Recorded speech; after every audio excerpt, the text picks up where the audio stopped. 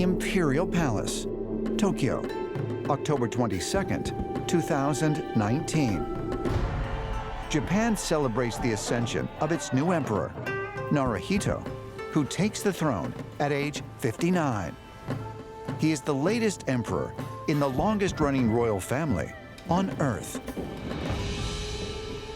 Japan's imperial family, known as the chrysanthemum throne, dates back an incredible 2,700 years. Most dynasties, if they last several hundred years, that's a good run. Monarchies do not last 2,700 years, so it's extraordinary that Japan's imperial family has lasted this long. The elaborate ceremony involved a series of sacred rituals. But the most important of these events is also the most mysterious. In the stateroom of the Imperial Palace, the new emperor was presented with several boxes that are filled with treasures so secret they've never been seen in public. They contain Japan's imperial regalia. The Imperial regalia are a set of 3 divine treasures. The first one is a sacred sword. The second is a sacred mirror or divine mirror. And the third is a curved jewel, which is also divine in nature.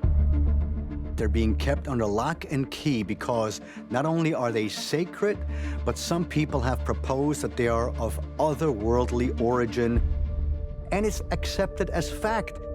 These sacred items are the ultimate treasures of Japan. In fact, at the end of World War II, Emperor Hirohito was deathly afraid that should Japan be invaded, these sacred treasures could ultimately be possessed by the United States Army or some other invading power. And this was said to be one of the reasons why he surrendered to General MacArthur, was to actually protect these relics. According to legend, the imperial regalia are gifts from the sun goddess Amaterasu that were passed down to Japan's first emperor, Jimmu, who was her direct descendant. Legend has it that each of the 3 objects possess supernatural powers. The most mysterious is the curved jewel. The jewel is a big question mark. We don't really see it referred to in other myths. It's not clear what its purpose or provenance is.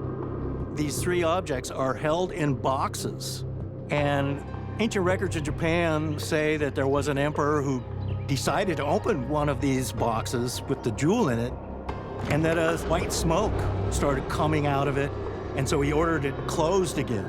So you just have to wonder, what's in this box? Could it be some extraterrestrial device that has an energy coming out of it? While very little is known about the jewel, much more has been written about the mirror, which is said to provide a direct connection to otherworldly beings. Amaterasu's mirror was supposedly given to the daughter of the 11th emperor of Japan, Yamato Hime, and she wandered Japan for 20 years looking for the right place to build the shrine that the mirror would be held in. She came to a spot in what is now Mie Prefecture, and there was some kind of communication through the mirror where this is where the Amaterasu wanted her shrine to be built. And it was built. To this day, it's still there, the Grand Shrine of Ise. In addition to communicating with Amaterasu, the mirror could also be used to see what was happening worldwide in real time. I think this is probably a tablet, using something like FaceTime, communicating with the gods. But it only works for people who have been chosen to use it. Could it be that Amaterasu's mirror was an extraterrestrial device, similar to what we know today as a tablet? Ancient astronaut theorists say yes, and suggest further evidence that the imperial regalia contains advanced alien technology can be found by examining the 3rd object, the sacred sword. Yamato Takeru, the 12th emperor of Japan, famously discovered that the sword had a magical power. He was trapped by a treacherous warlord who intended to eliminate him, by burning him alive in a field of grass.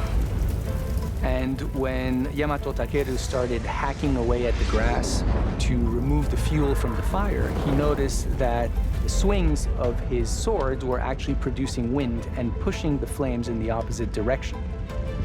So he used this magical power that he discovered to actually fan the flames in the direction of the warlord and his troops and burn them. The last time this sword was viewed publicly was in the 1600s. A priest named Masanauer had gathered some other priests, and they went to the shrine where the sword was located, intent on doing repairs. They happened to open the box in which the sword is contained in order to better clean it and maintain it. And he describes this sword as being made of a very brilliant white metal, almost supernatural type of metal, and it didn't show any signs of age or rust or any decay on it. Everybody around the sword developed some kind of affliction and died soon after opening it and looking at it. But one priest survived to report what happened.